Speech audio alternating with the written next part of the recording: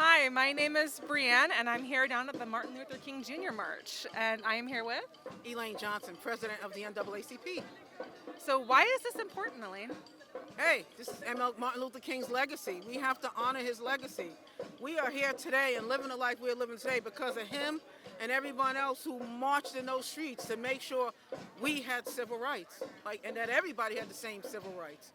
So it's critically important that we come out and not just acknowledge it, but continue to take that baton from the work that the civil rights leaders did and keep on moving forward, especially now more than ever with the current administration. We can't go back.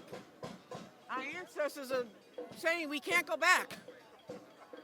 And yet, here we stand, still continuing to fight for civil rights and disability rights and LGBTQ rights. I'm LGBTQ myself. I actually just got engaged to my partner last year. Beautiful, congratulations. Why is it so important to stand up for what you believe in? I should be able to love who I want to love, right? My wife, I'm married to a woman as well, and she happens to be Caucasian. 60 years ago, that couldn't happen. Yeah. We couldn't even be in the same house, much less be married, right? And so, I mean, at the end of the day, we have to be together. It doesn't matter the color of the skin. We have housing, health care, right? Immigration rights. These are all just basic human rights. Everybody should have them. And yet, and yet we don't. Yet we're still here, 2026, marching for civil rights, marching for equality.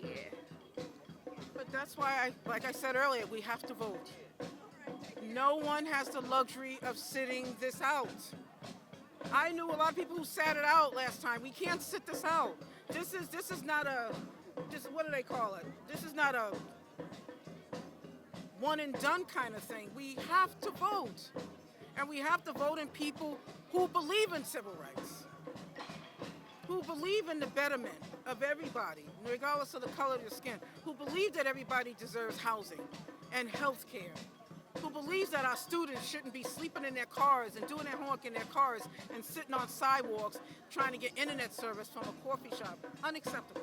It's unacceptable. But we can change that. But we got to start here. We got to keep doing the work here in Santa Cruz County. We have amazing nonprofits that do incredible work here. We have to support those nonprofits. Those federal funding cuts that is coming down impacts all of us, right? Impacts all of us. You know, my colleague who is the CEO of Watsonville Hospital, I will always have his back. That hospital, we need to keep that hospital here, right? We need to do whatever we can. And so at the end of the day, I tell people, pick something that's near and dear to you and be of service in that spot. If you can financially afford to support nonprofits, do that as well. If you can support, helping out a Second Harvest, do that as well. Do what you can, but do it. Do it. We have a lot of wealth in this community.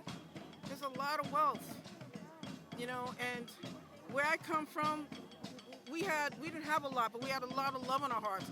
So as a community, we made it work. We fed each other. If my mother didn't have it, my neighbor fed us. We didn't have soap, my neighbors bathed us, right? But that's that same energy that we have to bring to today in 2026.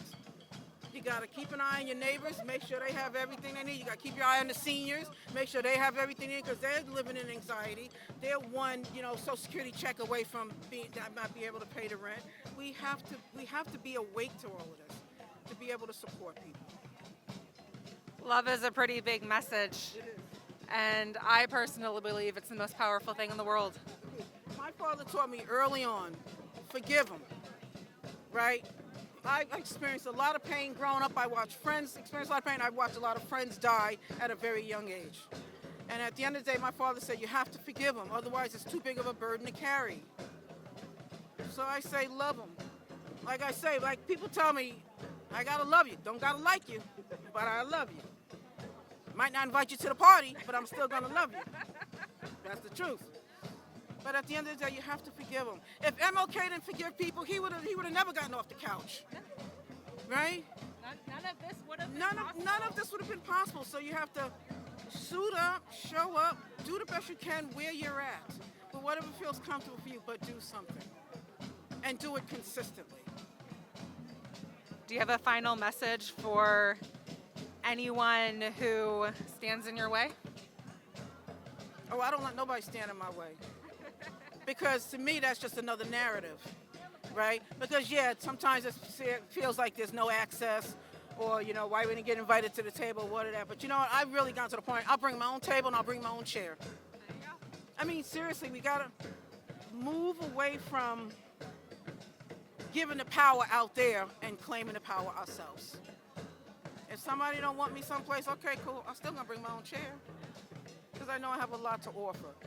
So what I would say, make access for everybody and not just for some. Agreed. Thank you very much, Elaine.